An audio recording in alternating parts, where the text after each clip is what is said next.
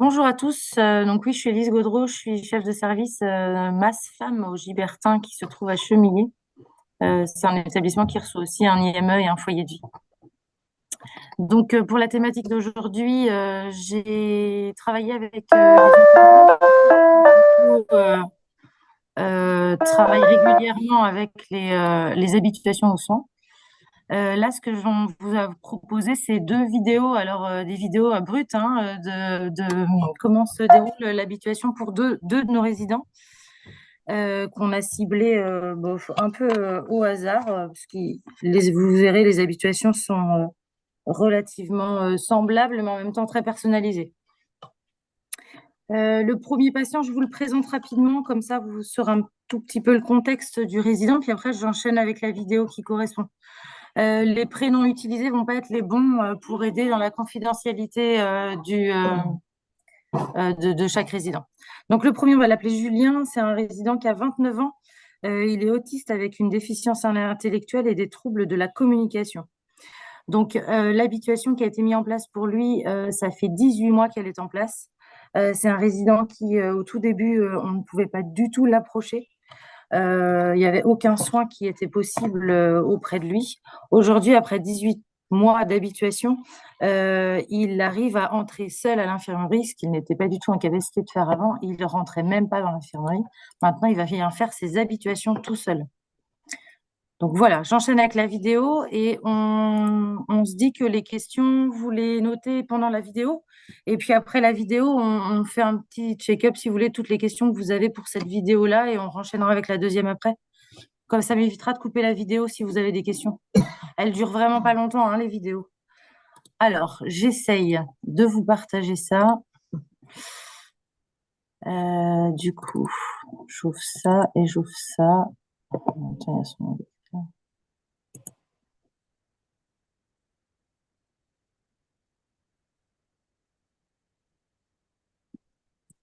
Alors moi, ça fonctionne. Je sais pas si. Donc, j'arrête le partage, je recommence. Ça y est. Ah, c'est bon, parfait. J'ai remis au début. C'est bon? Je me permets de commenter un petit peu en même temps. Donc là, il rentre dans l'infirmerie. Il y a une sonnette, je pense qu'on n'a pas entendu, mais il a sonné avant d'arriver. Là, on lui demande de s'asseoir.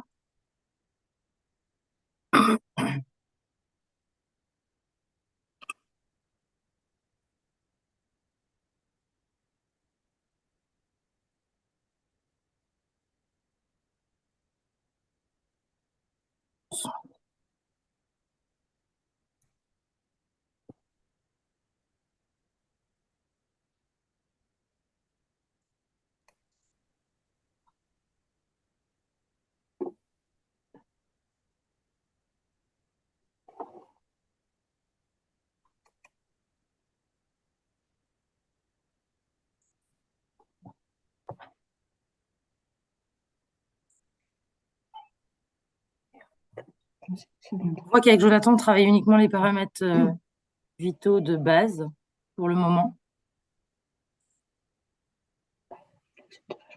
Mm.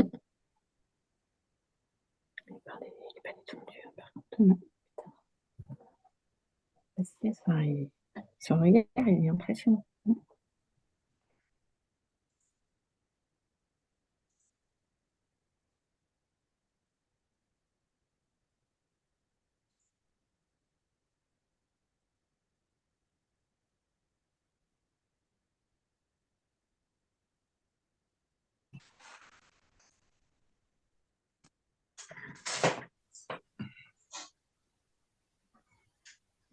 Pour ceux qui connaissent pas, c'est des renforçateurs qui sont utilisés avec Jonathan. Bon, ça fiche. Et du coup, je sais pas si vous connaissez cette méthode-là, c'est qu'en fait, à chaque fois qu'il y a un ordre qui est acquis ou il y a du coup un renforçateur qui est donné, le renforçateur pour lui, c'est la fraise tagada. Faut allier plaisir et travail.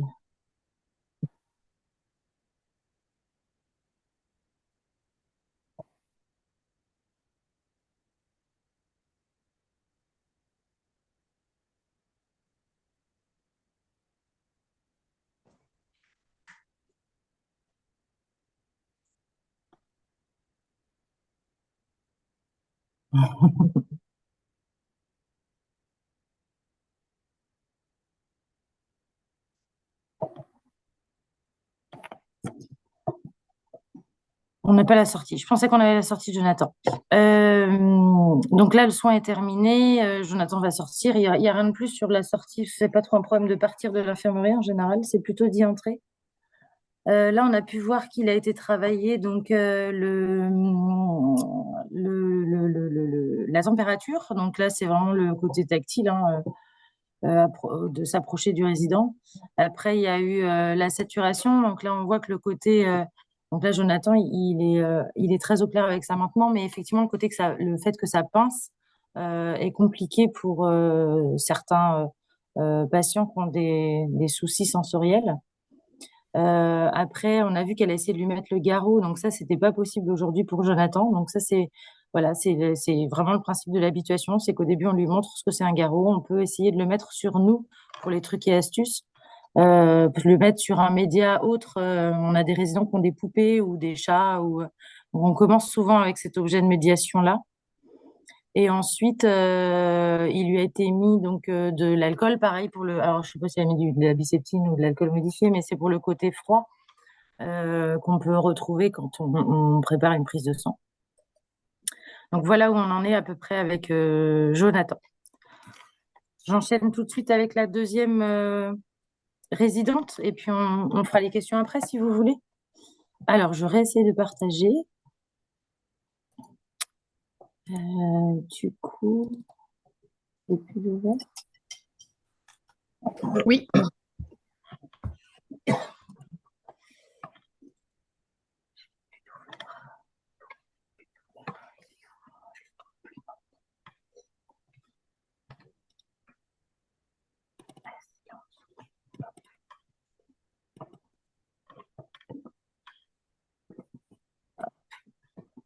Donc, la deuxième résidente, elle est âgée de 27 ans. C'est une autiste aussi, avec une déficience intellectuelle et des troubles du comportement. Donc, les soins avec elle étaient aussi très compliqués, voire impossibles, sachant qu'elle avait des prélèvements sanguins réguliers à faire. Donc, on pouvait lui faire que dans son bain, ce qui pouvait être confortable, mais on n'avait accès qu'à ce soin-là dans le bain. Donc, on voulait essayer de pouvoir étayer les soins avec cette résidente. Donc, l'habituation, elle a été mise en place il y a 6 mois, sachant que cet été, il n'y a pas eu beaucoup d'habituation, hein, avec les remplaçants. Ça a été compliqué de suivre cette prise en charge. Donc, on va dire 3 mois effectifs où Mouna a pu participer à l'habituation. Là, le but, c'est vraiment qu'elle apprivoise le soin en règle générale. Donc, vraiment, on repart sur prise de sang, la SAT, enfin, voilà, la température, tous les paramètres vitaux qu'on peut avoir. Alors, et dont le méopa qu'on met dedans, parce que le masque, il peut être aussi lié à de l'oxygène, à autre chose, pas forcément au méopa directement. Donc là, Mouna, c'est une résidente qui, avant, quand elle arrivait devant la porte de l'infirmerie, hurlait et s'en allait. Donc là, vous allez voir un petit peu l'évolution au bout de 3 mois.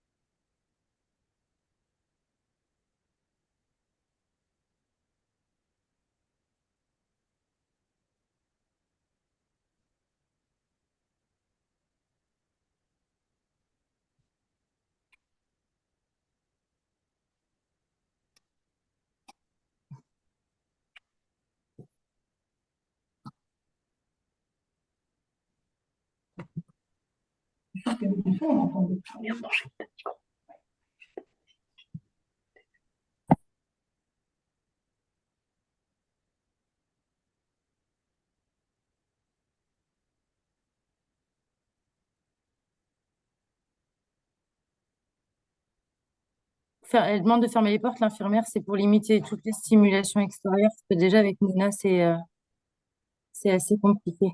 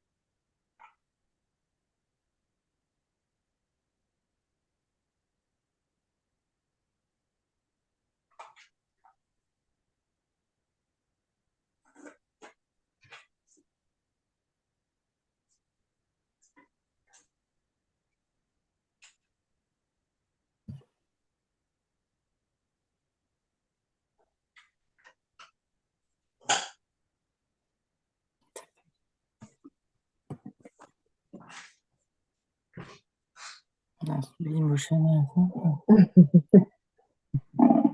Un effet de style, c'est ça. C'est la fin de la vidéo, je crois, de toute façon. Donc voilà, pour Mouna, on peut voir que l'écrit, hein, c'est vraiment sa manière de montrer son anxiété. Le fait de se mordre aussi, c'est dans son quotidien, Mouna.